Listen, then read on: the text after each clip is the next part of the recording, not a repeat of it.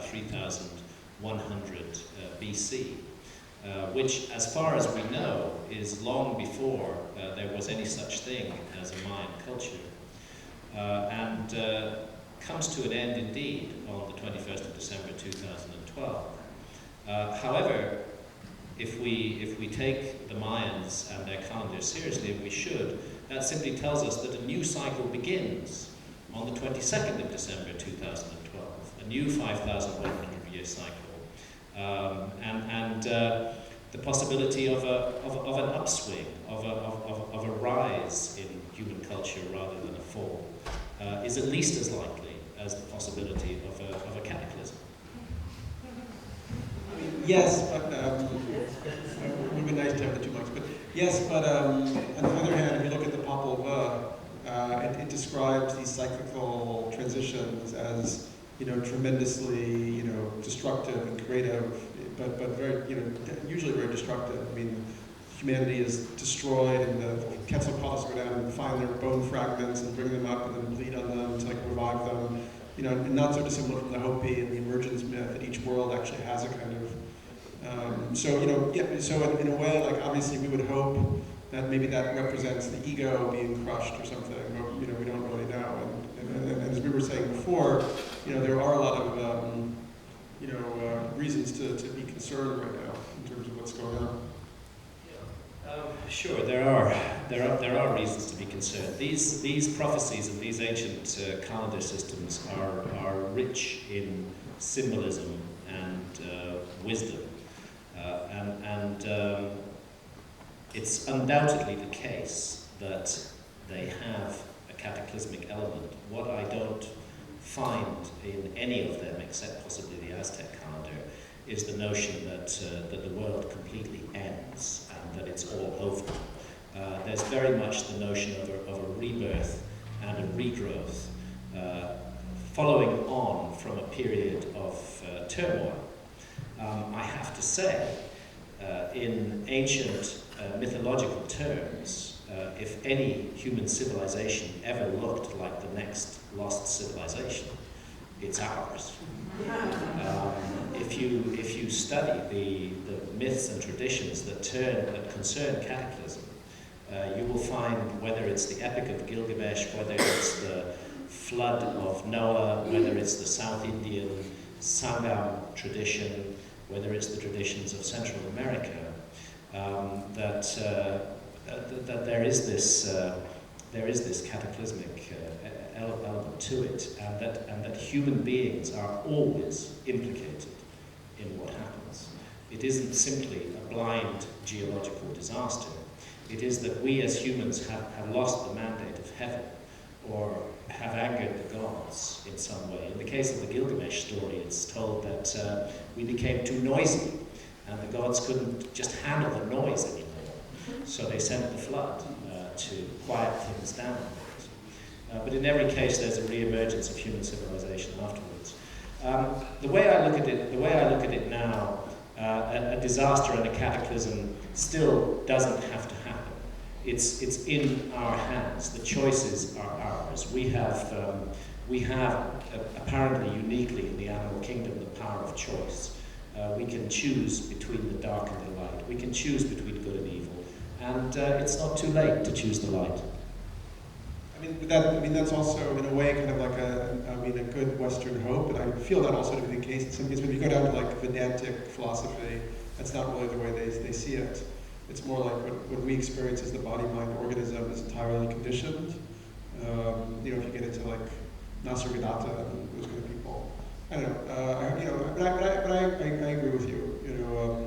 In a sense. I guess the metaphors that I've been thinking about lately to understand it are some biological metaphors, like the caterpillar to the butterfly transition. And apparently what happens during that transition is it's not as if the caterpillar goes into the cocoon and then wings sprout and all that. It's that the entire form of the caterpillar is melted down to a kind of jelly until there's only about 6 imaginal cells which contain the kind of the code for this next emergence of this next life form.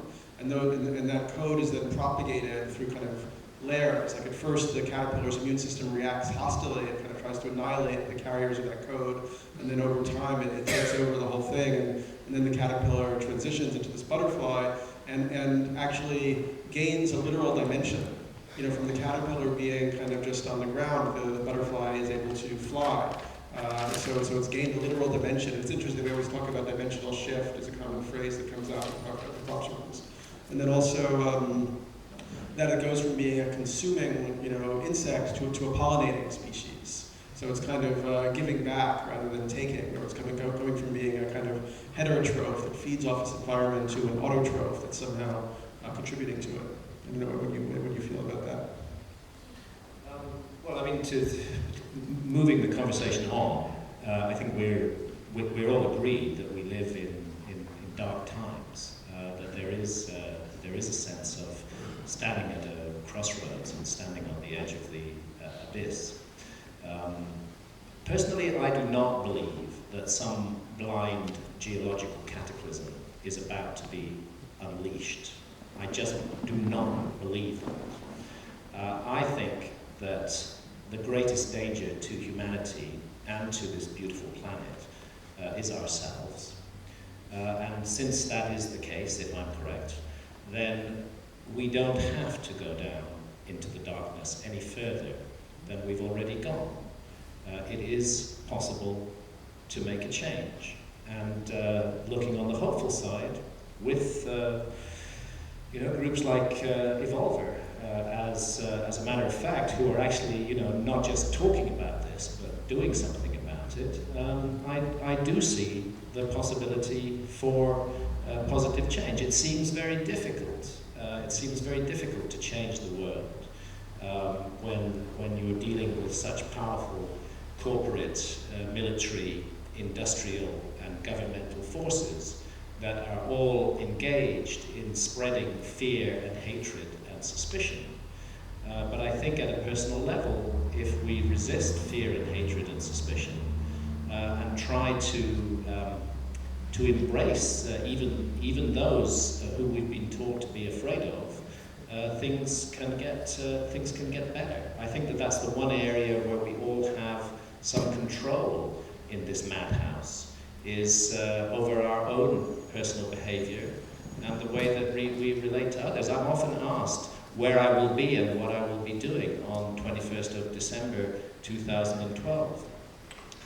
I have no plan to be in any special place. I want to be with my family, surrounded by love, and giving as much love as I can. And that's the only ambition I have for that date. And I sincerely hope that we do continue on past that date, and that humanity somehow will work out these horrific misunderstandings that are going on, because these misunderstandings are not rooted and grounded in us as a species. These are being deliberately created.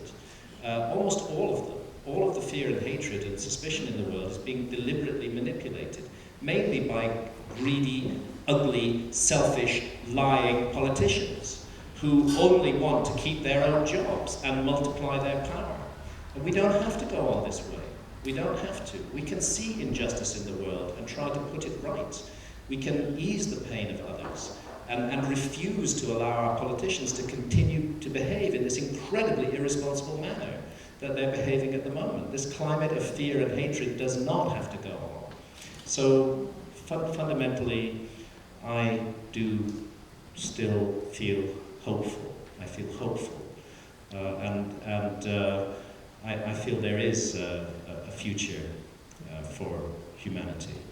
Would you be able, Daniel, to pinpoint one or two issues that you would regard as burning issues of our time, that you would wish to invest your energy and effort, that perhaps you already are investing your energy and effort in doing something about?